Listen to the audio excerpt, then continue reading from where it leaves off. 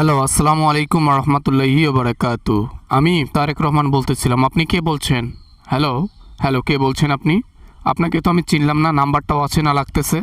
পরিচয় দেন, পরিচয় দেন। ওয়ালাইকুম আসসালাম রহমতুল্লাহি ওবারাকাতু। আমি শেখ হাসিনা বলতেছিলাম, শেখ হাসিনা। আমি দিল্লি থেকে ফোন করছি।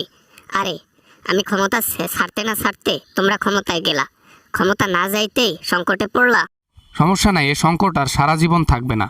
সংকট কিছুদিনের জন্য আছে, তারপর ইনশাল্লাহ বাংলাদেশ আবার স্বাভাবিক হয়ে যাবে। তেলের একটু সংকট চলতেছে, বিশেষ করে পেট্রোলটা একটু সংকট। সমস্যা নেই, ঠিক হয়ে যাবে। 17 বছর দেশ চালাইছি, একদিন না 2 দিন না, 17 বছর। 17 বছরও একবারও আমি সংকটে ফেলাইনি বাংলাদেশের মানুষকে এবং দেশকে। কিন্তু বিএনপি ক্ষমতা জয়বার গেছে, প্রথম দিকেই সংকট শুরু করে দেয়। এ সংকট একটা প্রাকৃতিক দুর্যোগ, যেটা আমাদের হাত নাই। হরমুজে যখন বাংলাদেশের তেল আটকে যায়, তারপর থেকে সংকট শুরু হয়। এখন পর্যন্ত সংকটও আছে, সমস্যা নেই।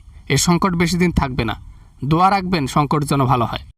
আমি তো দোয়া করব।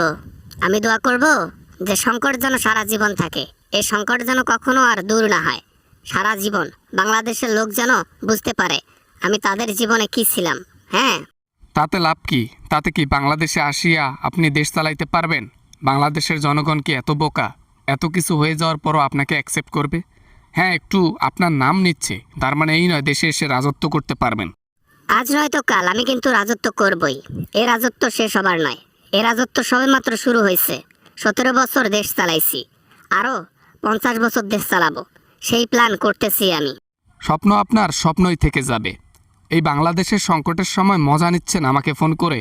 এখনই ফোনটা রেখে দেন। আপনার সাথে কথা বলার ন্যূনতম ইচ্ছা আমার নাই। আপনি এখনই ফোন রাখেন। লজ্জা করে না ফোন করছেন? যে জন্য ফোন করছি সে কথা তো এখনো বললামই না। আমাদের কাছে হিউজ পরিমাণ তেল আছে, মানে পেট্রোল আছে। যদি লাগে বলেন, আমরা বিক্রি করব। লিটার প্রতি 500 টাকা নেবেন? আপনার তেল আমি মাংনা নেব না। আপনার তেল আপনার জায়গা মতো রাইখা দেন, আমাদের দরকার নেই। বাংলাদেশের লোক এমনিতেই ভালো আছে। 2-3 দিন সংকট থাকবে। কিছুদিনের মধ্যে সংকট শেষ হলে বাংলাদেশের লোক আবার স্বাধীনভাবে চলতে পারবে। হয়েছে, এর যে কোন স্বাধীন এটা তো আমি জানি। বিএনপি তো শুধু খায় আর খায়। ক্ষমতায় যাওয়া নাই যাইতে নাই খাওয়া শুরু করে দিচ্ছে। সংকটে পড়বে না তো কি পড়বে? আপনি চুরি করেছেন বিদায়। আপনি কি সবাইকে একে মনে করেন আপনার মতো চোর? হ্যাঁ, হাতের 5টা আঙুল যেমন সমান নয়, আপনার মতো লোক ওরকম সমান নয়। সমাজের মধ্যে সবাইকে চোর মনে করলে কি চোর হয়ে গেল?